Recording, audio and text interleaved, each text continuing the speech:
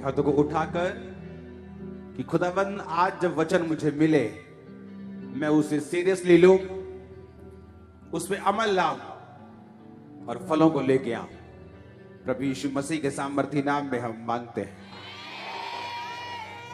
प्रेरितों के काम 19 उसकी 11 से 16 आयत जो आपकी स्क्रीन के ऊपर था। परमेश्वर पौलुस के हाथों से सामर्थ के अनोखे काम दिखाता था, यहां तक कि रुमाल और अगोछे उसकी देह से स्पर्श कराकर बीमारों पर डालते थे और उनकी बीमारियां जाती रहती थी और दुष्ट आत्माएं उनमें से निकल जाया करती थी।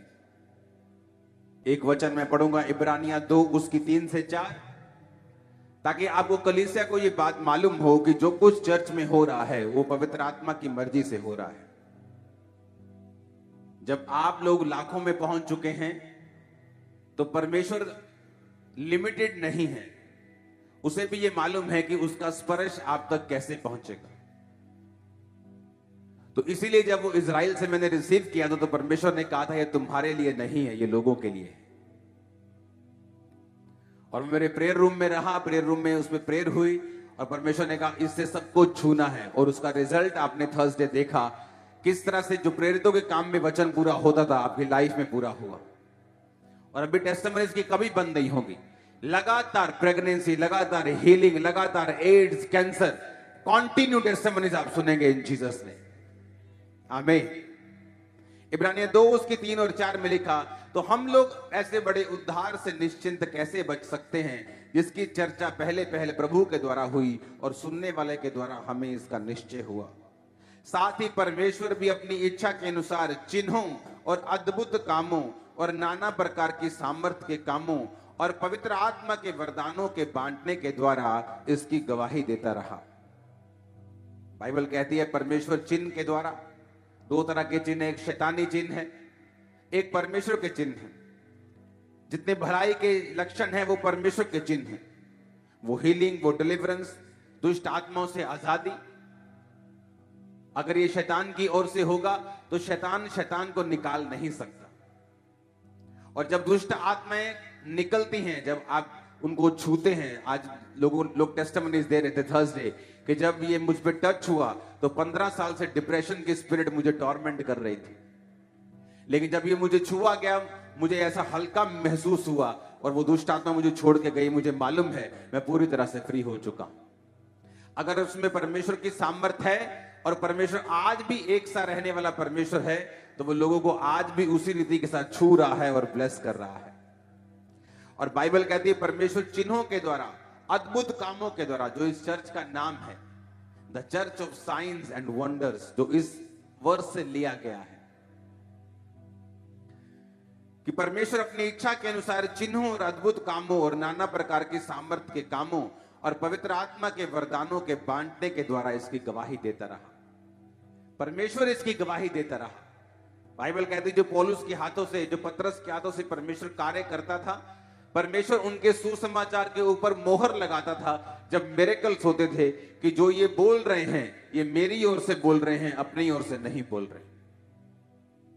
मेरा बिलीव है जो पवित्र आत्मा आपके बीच में कर रहा है आप उसे एक्सेप्ट करेंगे, आप उसको एम्ब्रेस करेंगे, आप उसके साथ हक करेंगे, आप उसको एक्सेप्ट करेंगे और अपनी बरकत का कारण आप खुद होंगे। आने वाले समय में परमेश्वर मुझे दिखा रहा है आप लोगों की लाइफ में एक इतनी बड़ी और स्ट्रॉन्ग टेस्टिमनीज आपकी लाइफ में बनने के लिए तैयार है। मैं आपको बता रहा हूं प्रोफेटिकली, मैं आपको विश्वास के शब्द नहीं दे रहा हूं या मैं आपको जस्ट विश्वास से नहीं बातें बोल रहा हूं। कुछ चीजें हम विश्वास से बोलते हैं कि आपकी लाइफ में ऐसा हो ऐसा हो, कुछ चीजें प्रोफेटिकली होती हैं जो आपकी लाइफ में बोली जाती हैं। और मैं आपकी लाइफ में आपको प्रोफेटिकली बता रहा हूं कि बिगेस्ट टेस्टिमनीज आपकी लाइफ में आ रही है। आप स्ट्रांग होंगे, फ्यूचर बहुत स्ट्रांग, वेरी स्ट्रांग।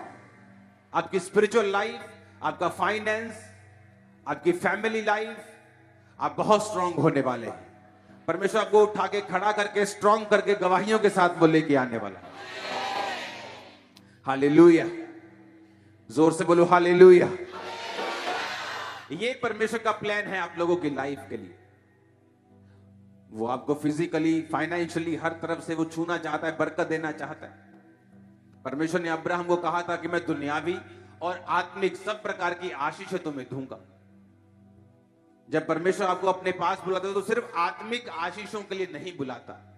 आत्मिक आशीषों का स्थान शारीरिक आशीषों से हमेशा ऊपर है, था और रहेगा। लेकिन परमेश्वर आपको शारीरिक आशीषें देने के लिए भी बुलाता है, क्योंकि वो वायदा उसने अब्राहम के साथ किया था। इसलिए परमेश्वर का वचन कहता है, जो धन यहोवा की ओर से मिलता है उसके साथ वो दुखों को नहीं मिलाता। इसका मतलब है परमेश्वर भी आपको धन देता है। बाइबल कहती है भली पत्नी यहोवा की ओर से, इसका मतलब परमेश्वर परिवार भी आपको देता है। बाइबल कहती है धर्मी का वंश बचाया जाएगा, इसका मतलब जो अच्छा वंश है वो परमेश्वर की ओर से है। बाइबल कहती है हर एक उत्तम और भली चीज जो है वो परमेश्वर की ओर से है। इसका मतलब परमेश्वर आपको दुनियावी आत्मिक हर तरह की आशीष को वो आपको देना चाहता है। वो चाहता है उसके बच्चे हर तरह की आशीष से भरे हुए हों, हर तरह के आत्मिक हथियार से इक्विप्ड हों। ऊंची आवाज में हालेलुया बोलो। आज किन लोगों की लाइफ में परमेश्वर काम कर रहा है जल्दी? आज कौन से वो लोग हैं जो अपनी लाइफ में फटाफट ब्लेसिंग्स को ले रहे हैं और परमेश्वर के कामों को कर पा रहे हैं? ऐसा मैं क्या करूं कि परमेश्वर से आशीष को पाऊं? मैं ऐसा क्या करूं कि परमेश्वर मुझे बरकत दे, मेरे रास्तों को साफ करे, मेरी फैमिली में बरकत दे, मेरे बंद रास्तों को खोले। मेरा वीजा नहीं आ रहा, 7 साल से मैं ट्राई कर रहा हूं, मेरी लाइफ ब्लॉक हो चुकी है, मेरा फाइनेंस ब्लॉक हो चुका है। मैं ऐसा क्या करूं कि परमेश्वर मुझे आशीष दे? मैं ऐसा क्या करूं कि परमेश्वर मेरी प्रार्थनाओं को सुने? बाइबल कहती है उसने प्रेरितों को ठहराया चिन्ह और चमत्कारों के लिए, सामर्थ्य के अनोखे कामों को दिखाने के लिए, ताकि परमेश्वर अपनी गवाही आपको दे सके और बता सके कि वो जीवित परमेश्वर है। लेकिन उसका मकसद क्या चिन्ह और चमत्कार करना है सिर्फ? क्या उसका मकसद सिर्फ हीलिंग करना है? कि परमेश्वर का मकसद कुछ और है, और ये सिर्फ आपको ये दिखाने के लिए है कि परमेश्वर जीवित परमेश्वर है, क्योंकि वही हमारी समस्याओं का हल कर सकता है, वही रियल परमेश्वर है। लेकिन उसका एक और मकसद है आपकी लाइफ के लिए। वो मकसद है रूहों को बचाना, सोल सेविंग करना। जो विश्वासी सोल सेविंग में हैं, जिन विश्वासियों ने अपनी जिंदगी, अपना फाइनेंस, अपना परिवार, अपनी लाइफ, अपना टाइम परमेश्वर के कामों के लिए और सोल्स को बचाने के लिए और रूहों को बचाने के लिए डेडिकेट किया हुआ है, आप देखेंगे परमेश्वर उनकी लाइफ में जल्दी और ज्यादा काम करता है। वो परिवार जो सोल सेविंग के साथ जुड़े हुए हैं, जो सुसमाचार के काम के साथ जुड़े हुए हैं, जो लोगों को परमेश्वर के बारे में बताते हैं, जिस जगह आप काम करते हैं, अगर आप सोल सेविंग के साथ जुड़े हुए हैं और परमेश्वर के नाम का प्रचार करने के लिए आप तैयार हैं और डेडिकेटेड हैं और करते हैं, उस स्थान के ऊपर फिर आप गर्लफ्रेंड और बॉयफ्रेंड के चक्करों में नहीं फंसते, क्योंकि आपको मालूम है आपकी गवाही खराब हो जाएगी। जिस जगह आप जॉब करते हैं, अगर वही शाम को उन्हीं स्टाफ के साथ आप दारू पीते हैं, तो सुबह उठ के आप जीसस क्राइस्ट के नाम के बारे में उनको किस मुंह से बताएंगे? आप और उनका स्टाफ सेम वही चोरी करता है जो उनका स्टाफ करता है, दूसरा स्टाफ करता है, तो आप फिर जीसस क्राइस्ट की सोल सेविंग में नहीं है, क्योंकि आपकी गवाही खराब हो चुकी है। जो लोग इसे पर्सनली लेते हैं कि अगर मैं ऐसा काम करूंगा तो मैं सोल सेविंग के बिजनेस से बाहर हो गया, मैं परमेश्वर के मेन मकसद से बाहर हो गया, अगर मैं इन्हीं के सामने गलत काम करूंगा तो मेरी गवाही खराब हो गई। जब मेरी गवाही खराब हो गई, फिर परमेश्वर के सामने मैं लोगों के सामने प्रचारक हो सकता हूं, लोगों के सामने पर्चे बांटने वाला सुसमाचार प्रचारक हो सकता हूं, बोलने वाला बताने वाला हो सकता हूं, लेकिन क्या मैं परमेश्वर के सामने सुसमाचार प्रचारक हूं? क्या मैं परमेश्वर के सामने वर्शिपर हूं? क्या मैं परमेश्वर के सामने सिंगर हूं? क्या मैं उसके सामने प्रेरित हूं या पास्टर हूं? बात तो उसके सामने निर्भर करती है, क्योंकि आशीष तो यहोवा की ओर से आएगी। ज्योतियों का पिता तो वही है ना, वही तो आशीष भेजेगा। अगर वो ब्लॉक कर देगा, दुनिया की कोई ताकत तुम्हें आशीष नहीं दे सकती। प्रेसिडेंट की लड़की बनाई हुई, उसने एक लड़की को उसने अपनी बेटी बनाया हुआ था। वो बार बार अमेरिका का वीजा लगाती और रिजेक्ट कर देते वीजा उसका। वो प्रेसिडेंट ने चिट्ठी लिखी खुद कि इस लड़की, ये मेरी लड़की है, इसको वीजा दिया जाए। अब इमेजिन करो अमेरिका के प्रेसिडेंट ने चिट्ठी लिखी, नाइजीरिया के प्रेसिडेंट ने एम्बेसी को चिट्ठी लगी, उस लड़की का वीजा फिर रिजेक्ट हो गया। कारण क्या निकला? कारण निकला स्पिरिचुअल। वो लड़की परमेश्वर की आत्मिक चीजों से दूर थी और उसकी जो माता थी वो शायद सौतेली थी और हमेशा उस पर जादू टोना करती थी और बोलती थी कि तू कभी बाहर की शक्ल नहीं देखेगी, तू इसी नाइजीरिया में, इसी अफ्रीकन कंट्री में मर जाएगी। जब स्पिरिचुअली आप बंध जाते हैं तो कोई दुनिया का बड़ा बंदा आपको छुड़ा नहीं सकता, कोई पैसे की अमाउंट आपको छुड़ा नहीं सकती, सिर्फ परमेश्वर ही आपको छुड़ा सकता है अगर वो आपके साथ है तो अगर परमेश्वर ही हमसे हमारे खिलाफ है, अगर उसी के हम साथ नहीं हैं, तो फिर हमें छुड़ाने वाला कौन है? यदि यहोवा ही हमारे और नहीं है तो फिर शैतान को खुली छुट्टी है, एनिमी को खुली छुट्टी है, वो आपकी लाइफ में काम करेगा। तो क्या हम परमेश्वर के सामने सोल सेविंग वाले हैं? क्या हम परमेश्वर के सामने रूहों को बचाने, क्या मेरे जीने का मकसद रूहें बचाना है या नहीं? आप जानते हैं परमेश्वर के पास ब्लेसिंग की कमी नहीं है। उसके पास ऐसा नहीं है कि वो आज 8 में से सिर्फ 10 लोगों को फाइनेंशियली ब्लेस करेगा, बाकियों को नहीं, क्योंकि उसके पास थोड़ा सा पैसा ही है जिसे वो आप लोगों में बांटेगा तो बाकियों में बांट नहीं सकता। बाइबल कहती है परमेश्वर के पास इतना है। मैंने आपको बताया कि ऐसे ग्रह, ऐसे प्लैनेट्स हैं जो पूरे के पूरे, जिनकी जो सतह है वो हीरों से बनी हुई है। प्लैनेट्स हैं ऊपर, पूरी सतह हीरों की है। अगर उनको बेच दिया जाए तो $100 की इतनी ढेरियां लगेगी कि उनकी ऊंचाई चंद्रमा तक पहुंचेगी, इतना पैसा होगा। तो आपको क्या लगता है कि परमेश्वर के पास किसी चीज की कमी है? लेकिन कारण यह है कि क्या आपकी लाइफ, क्या आपका बिजनेस, प्रभु मुझे ब्लेस कर, क्यों? ताकि मैं अपनी बेटी की शादी कर सकूं, मुझे ब्लेस कर ताकि मैं अपने बच्चे को बाहर भेज सकूं, मुझे ब्लेस कर, मुझे बड़ा घर लेना है मुझे। लेकिन एक भी बार हमने नहीं कहा प्रभु मुझे ब्लेस कर, ये वाला भार चर्च का मैं उठाऊंगा, मुझे ब्लेस कर, 1 लाख पंफलेट मैं खरीद के बांटूंगा, मुझे ब्लेस कर, इतने लोगों तक सुसमाचार मैं लेके जाऊंगा, मुझे ब्लेस कर। लेकिन हमने ऐसा कभी नहीं कहा। परमेश्वर ने कहा तूने अपनी महिमा के लिए मांगा, मेरी महिमा के लिए नहीं मांगा। जब तू मेरे नाम से मेरी महिमा के लिए मांगेगा तो मेरा पिता तुझे देगा।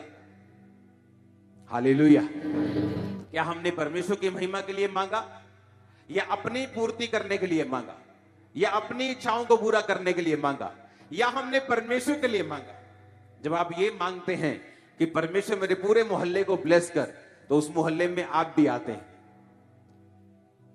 जब मेरी हीलिंग नहीं हो रही थी और मुझे 10 साल हो चुके थे, 9 साल हो चुके थे, तो परमेश्वर ने मुझे बताया था काफी साल पहले कि जब तू, तेरे अंदर से हीलिंग निकलेगी लोगों के लिए, तो तू भी हीलिंग से खाली नहीं होगा।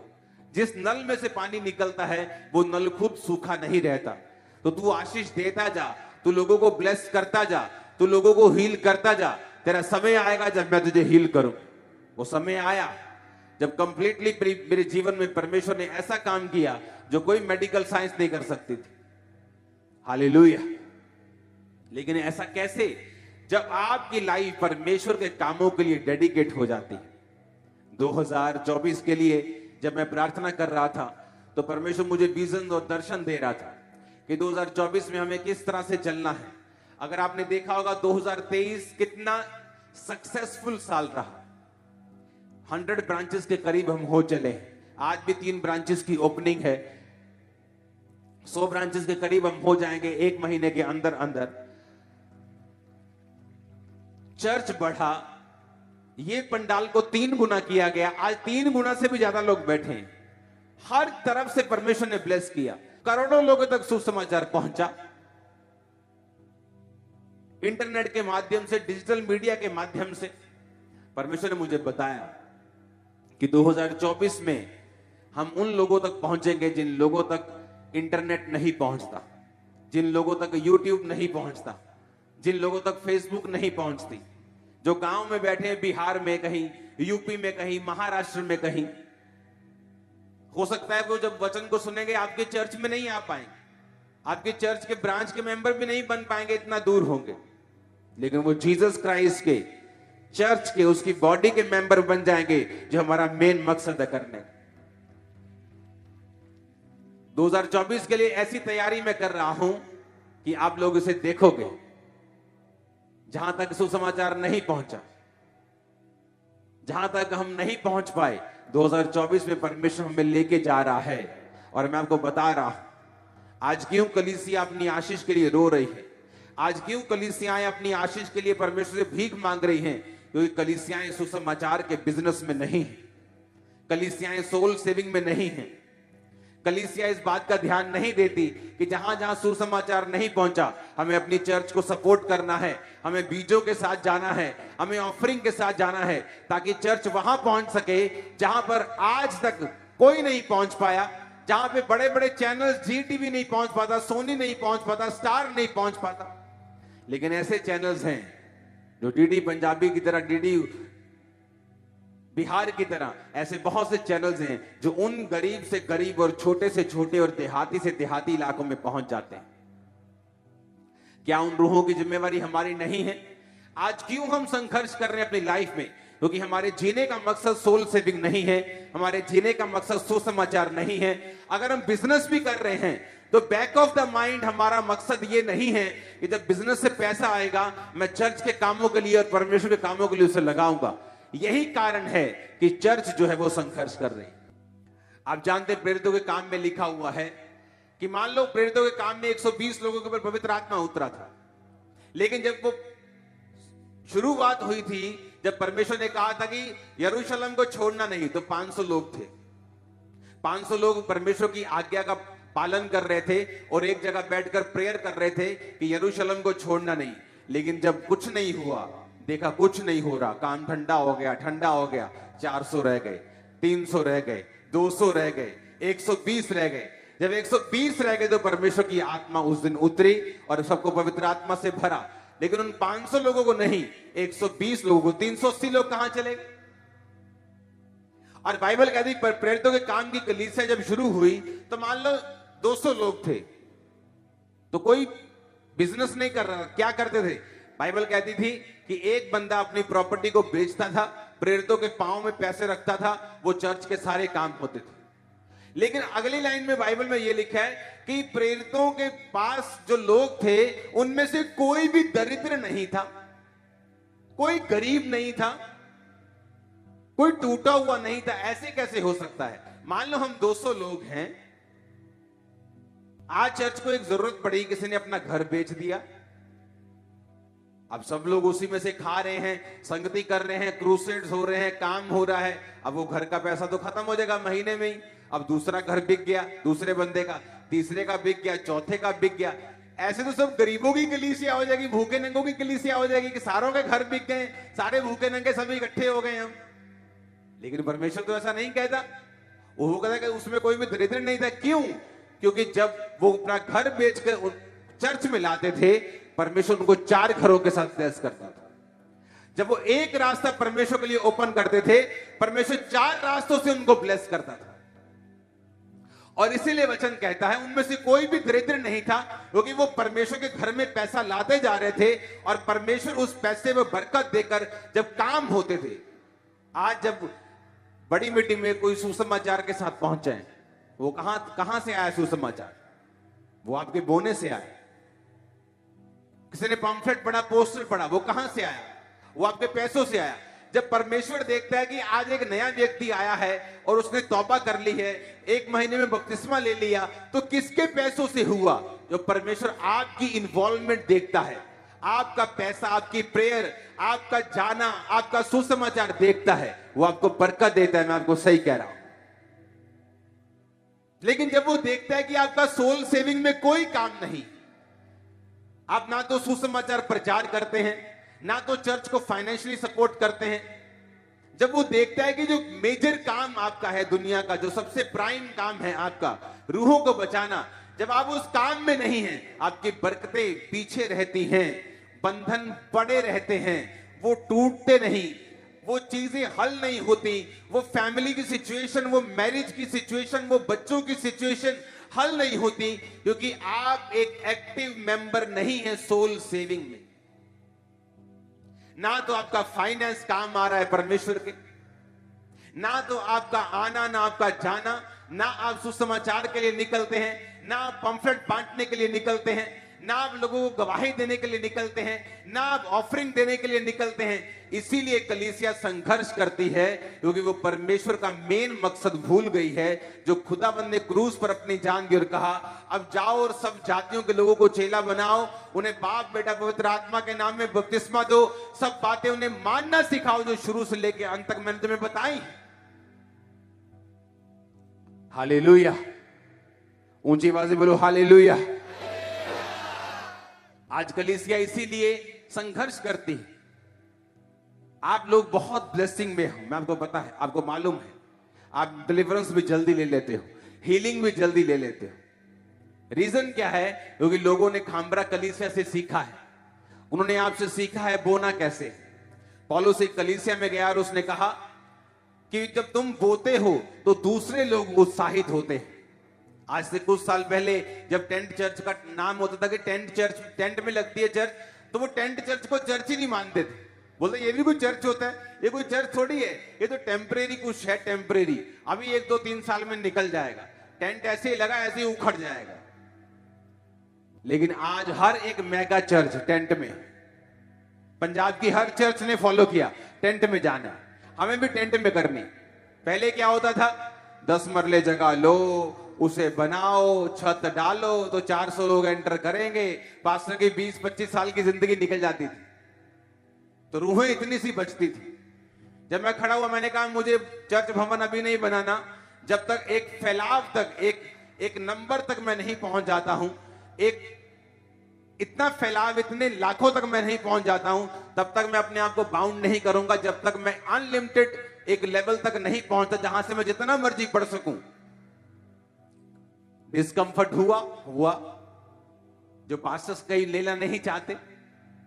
आपकी ऑफरिंग में मेरा घर नहीं चलता, आपको मालूम है मेरा अपना बिजनेस है, उससे मेरा घर चलता है। आप जो बोते हैं वो काम में जाता है, इसीलिए आपका 100% जो आप बोते हैं वो खुदा के कामों में जाता गया, और आज कलीसिया यहां पर पहुंच चुकी है कि हम 100 ब्रांचेस के करीब हैं, 100 चर्चेस, ये आम बात नहीं। और बड़ी बड़ी चर्चेस, इफेक्टिव चर्चेस जो काम कर रही हैं, सुसमाचार दे रही हैं। हालेलुया। जब एक विश्वासी की जिंदगी सुसमाचार के लिए डेडिकेट होगी, आप बरकत को पाएंगे, आप आशीष को पाएंगे। जब परमेश्वर आपके बिजनेस को, आपके फाइनेंस को, आपकी लाइफ को, ताकत को, आपके गिफ्ट को, जब अपनी सोल और रूहों को बचाने के काम में देखेगा, वो आपको बरकत देगा, बंधनों को तोड़ेगा। आप जाके देख लो उन चर्चों में जहां पे सुसमाचार का काम नहीं होता, लोग सोल सेविंग में नहीं, जस्ट संडे के संडे जाते क्योंकि वो क्रिश्चियन है, जस्ट सरमन सुनने के लिए जाते हैं, आधे घंटे का जस्ट सरमन सुन के आना है। आप जाओ और उनके घर की कंडीशंस देखो, आपको सब ब्लेस नहीं मिलेंगे। ऐसे बॉन्डेजेस, ऐसे बंधन मिलेंगे जो अन्य जातियों के घर में भी नहीं, ऐसे कर्ज काम करते हुए मिलेंगे जो अन्य जातियों के घरों में भी नहीं, जबकि ऐसा होना नहीं चाहिए। क्योंकि कलीसिया का पहला काम है सुसमाचार को देना, लोस्ट सोल्स को, गवाची हुई रूहों को मिलना, उन्हें बचाना, उन्हें परमेश्वर के पास लेके आना। हालेलुया।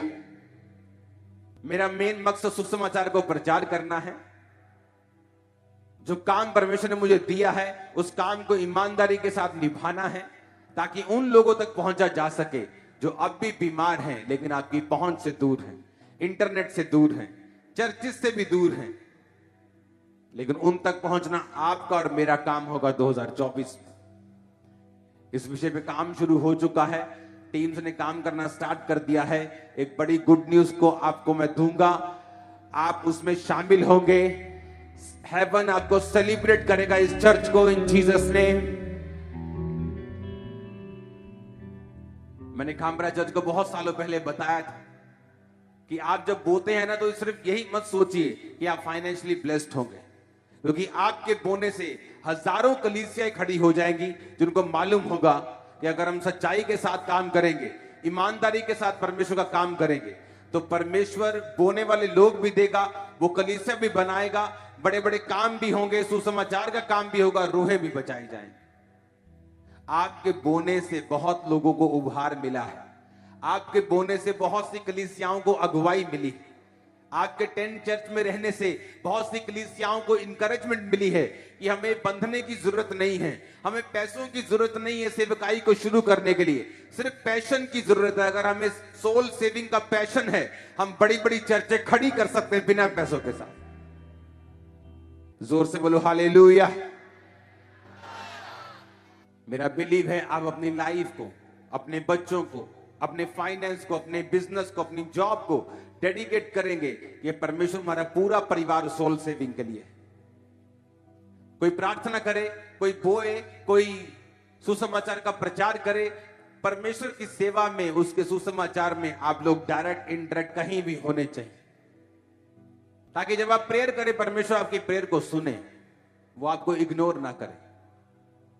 क्योंकि आपने उसकी पहली कमांड, जो सबसे बड़ी कमांड जो परमेश्वर ने स्वर्ग जीवित जाते वक्त दी थी कि अब जाओ और सब जातियों के लोगों को चेला बनाओ, हम ऐसे ना हो कि उसकी मेन कमांड को हम तोड़ते फिरे। आप जाओ, क्रिश्चियन घरों में चले जाओ, जो लोग प्रभु यीशु को जानते हैं, क्या उनके घर में जाकर आपको परमेश्वर दिखता है? क्या उनके घरों में जाकर ऐसा, सबकी बात मैं नहीं कर रहा हूं, लेकिन जब आप जाएंगे आपको बहुत बड़ी गिनती ऐसे लोगों की मिलेगी, मसीह लोगों की, जिनके घरों में आप जाएंगे तो परमेश्वर नहीं दिखता, उनके फाइनेंस से परमेश्वर नहीं दिखता, उनकी सेहतों से परमेश्वर नहीं दिखता। रीजन क्या है? उनको कामों में नहीं लगाया गया, उनको सोल सेविंग में नहीं लगाया गया, रूहों के बचाने के काम में उनको नहीं लगाया गया। दूसरा कोरिन्थियों 9 उसकी 8 आयत में लिखा है, परमेश्वर सब प्रकार का अनुग्रह तुम्हें बहुतायत से दे सकता है, जिससे हर बात में हर समय सब कुछ जो तुम्हें आवश्यक हो तुम्हारे पास रहे, और हर एक भले काम के लिए तुम्हारे पास सब कुछ हो। परमेश्वर चाहता है हर एक भले काम के लिए तुम्हारे पास सब कुछ हो। कौन सा भला काम?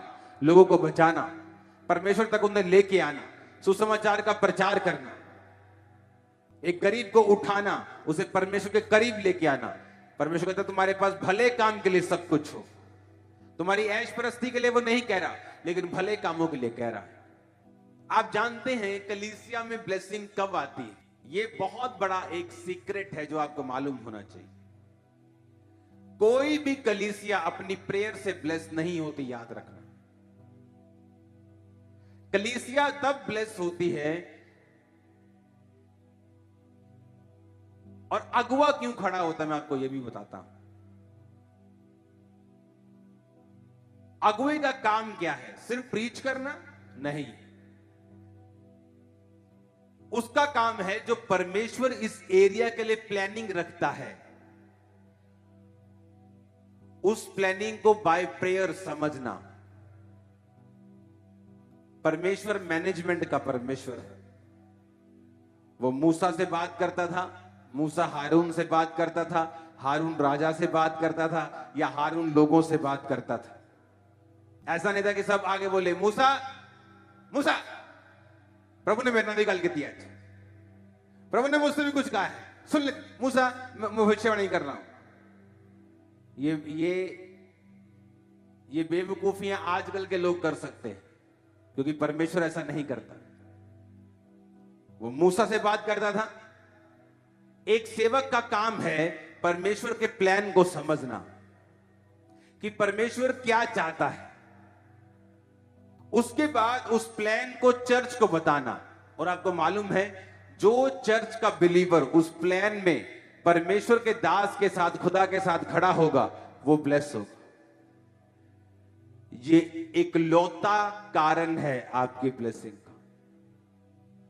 चाहे किसी को ये नहीं मालूम कि वो परमेश्वर के दास और चर्च के साथ खड़ा है, लेकिन उसके काम ऐसे हैं कि वो खड़ा है। कैसे?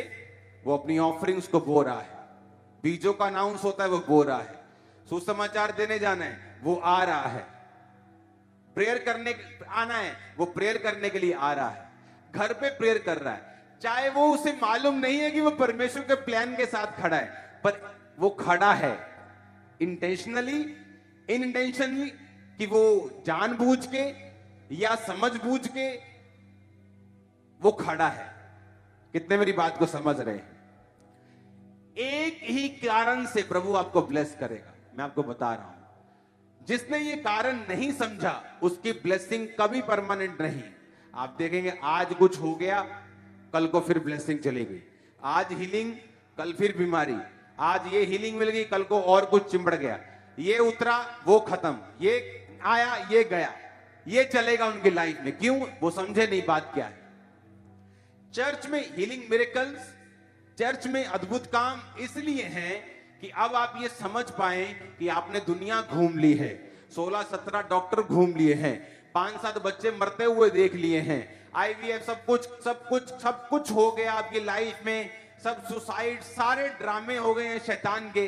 अब परमेश्वर ने टच किया, आपको मालूम है ये जीवित परमेश्वर है। आगे क्या? अब आगे क्या? बेबी तो हो गया, अब आगे क्या? आगे ये है कि अब तुम समझो कि परमेश्वर की योजना क्या है। वो किसको बताएगा परमेश्वर? अपने दास को। आप जब शमूएल नबी को देखते हैं, आप जानते हैं कि जब शाऊल उसे ढूंढता हुआ जा रहा था तो उसने कहा परमेश्वर का दास कहां रहता है? उसने ये नहीं पूछा कौन सा दास। उसने कहा मैं ही हूं, आजा। जब परमेश्वर अपने रियल लोग खड़े करता है, वो कभी ज्यादा नहीं होते एक एरिया में। मैं आपको राइट बता रहा हूं, एक्यूरेटली बता रहा हूं। वो कभी भीड़ नहीं होते। उसने ये नहीं कहा कौन सा वाला दास पूछ रहे थे। उसने कहा मैं परमेश्वर का दास नबी यही रहता है। उसने ये नहीं कहा कौन सा। उसने कहा हाँ आजा। जब परमेश्वर लोगों को खड़े करता है, वो एक व्यक्ति को खड़ा करता है और उसे दर्शन बताता है। जब उस दर्शन को पब्लिक समझ लेती है, कलीसिया समझ लेती है और उसमें कंट्रीब्यूट करना शुरू करती है, देखना कैसे शैतान भागता है आपके घरों से। देखना कैसे भागता है, बंधन कैसे टूटते हैं, कैसे आपकी लाइफ इजी होती है जब आप इस बात को समझते हैं। परमेश्वर अपने दास को दर्शन देता है, कलीसिया उस दर्शन को समझती है और काम करती है। फिर बाकी कलीसियाएं उसको फॉलो करती हैं कि हाँ ये विजन, ये दर्शन है, ओके हमें भी ये फॉलो करना है, हमें भी एग्जैक्ट करना है, क्योंकि रिजल्ट आ रहा है, परमेश्वर इसके साथ। उसने एक मकसद के तहत आपको चुना है। एक बार वो आपको ब्लेस करता है, हील करता है, लेकिन उसके बाद परमेश्वर एक खास काम चाहता है आप अपनी लाइफ में करें। आप क्या करेंगे? आज से आप प्रेयर करनी स्टार्ट करेंगे। आप अपने बीजों को जमा करना शुरू करेंगे। जब आपको अगले संडे, उससे अगले संडे बताया जाएगा, आप उनको बोना शुरू करेंगे। पूरा 2024 आप प्रेयर्स में जाना शुरू करेंगे, सुसमाचार के लिए ज्यादा समय निकालना शुरू करेंगे। आपको बताया जाएगा 31 दिसंबर तक कि किस तरह से हमने अपने आप को स्पिरिचुअली रेडी करना है ताकि हम बरकत पाएं, हमारी लाइफ के बंधन टूटे। अदरवाइज मैं आपको बता रहा हूं, आप पे 500 प्रोफेसियां हो जाएंगी, आप कभी बरकत नहीं पाएंगे। आप लगातार आमीन बोलते रहेंगे, लेकिन लाइफ के बंधन नहीं टूटेंगे जब तक प्रैक्टिकली कर्मों से हम परमेश्वर के कामों को नहीं करेंगे। मैं सच कह रहा हूं। इसलिए मैंने कहा कि जिस चर्च में प्रीचिंग डीप नहीं होती, प्रीचिंग खोल के नहीं करते, प्रीचिंग को स्थान नहीं दिया जाता और टीच नहीं किया जाता, वो चर्च कभी बरकत नहीं पाती, उसके लोग कभी स्थायी नहीं होते, ब्लेसिंग कभी स्थायी नहीं होती। अपने हाथों को उठा के हालेलुया बोलो जोर से। आपको जब परमेश्वर के साथ आपको आपका रियल मकसद समझ आ जाता है, आपको मालूम हो जाता है ओके ये काम करने के लिए मैं बुलाया गया हूं। जब आप अपनी लाइन पकड़ लेते हैं, उस ट्रैक को पकड़ लेते हैं, तब मंजिल फिर दूर नहीं होती, वो आती जाती है। हर कुछ घंटों के बाद नया स्टेशन, हर दिन के बाद एक नई ब्लेसिंग, हर महीने के बाद एक नई ब्लेसिंग, क्योंकि आपने राइट ट्रैक आपका पकड़ लिया है। हालेलुया। जब तक राइट ट्रैक नहीं पकड़ा तब तक प्रॉब्लम है। जब तक एक राइट ट्रैक पकड़ लिया, हमें मालूम है कि मेरी लाइफ, मेरा फाइनेंस, मेरी बॉडी, मेरा एवरीथिंग, मेरा परमेश्वर की सेवकाई के लिए, उसके दर्शन के लिए। सुसमाचार का जो काम है, जब बर्थडे मीटिंग्स होती थी, आप इमेजिन करो, मैरिज से पहले मैं अपने बर्थडे के केक को मैं सेलिब्रेट नहीं करता अपना बर्थडे। सिर्फ चर्च में अगर हो गया टाइम तो चर्च में ही हो गया। घर पे कोई केक, मेरा टोटल कंसंट्रेशन सोल सेविंग की ओर रहा शुरू से। मुझे कपड़ों का शौक नहीं, किसी चीज का शौक नहीं। जब मुझे कोई बोलना कोई शॉपिंग करने चलते हैं, मुझे चिढ़ आती है अंदर से, आई तेरी तो क्या बोलती है। और आपका ये फेवरेट काम हो सकता है, चलो चलो बहन जी नवा सूट आया, लेकिन मुझे दिल नहीं करता। वो संडे थर्सडे आप मेरे कपड़े देखते हो, बाकी मैं पजामे में होता हूं। हालेलुया। मेरा मेन, मुझे तब टारगेट समझ आ गया कि मेरा टारगेट क्या है। मेरा सारा ध्यान, मेरी कंसंट्रेशन, मेरी फायर, मेरी पावर, एवरीथिंग मेरा उधर। आपने मुझे थर्सडे और संडे के अलावा अपने घर से बाहर कभी नहीं देखा होगा। आप करके दिखाओ। उसी घर में आपको रहना है हर रोज, आप नहीं कर पाएंगे। लेकिन जब आपका मकसद बड़ा हो जाएगा कि सुसमाचार, आपको बैठना है, आपको प्रेयर करनी है, आपको प्लान करना है, आपको बिल्ड करना है, आपको सिस्टम बनाना है, आप आराम से कर लो। लोग दुखी हो गए कोविड में, हाय यार करो निकलिए, और मुझे कोई फर्क नहीं था क्योंकि मैं रहता ही, मेरा लाइफस्टाइल ही वही था, रहना ही घर में, तो मुझे कोई फर्क नहीं पड़ा। बल्कि कोविड में अपने घर से मैं ज्यादा निकला हूं, क्योंकि आप लोगों की हेल्प करने के लिए, राशन बांटने के लिए हमें रोज घर से निकलना पड़ता था। कोविड के टाइम आप घर के अंदर थे, मैं घर के बाहर था। कोविड के बाद आप घर के बाहर आ गए, मैं घर के अंदर चला गया। कारण सुसमाचार, कि मुझे एक काम करना है और उसी के पीछे चलना है।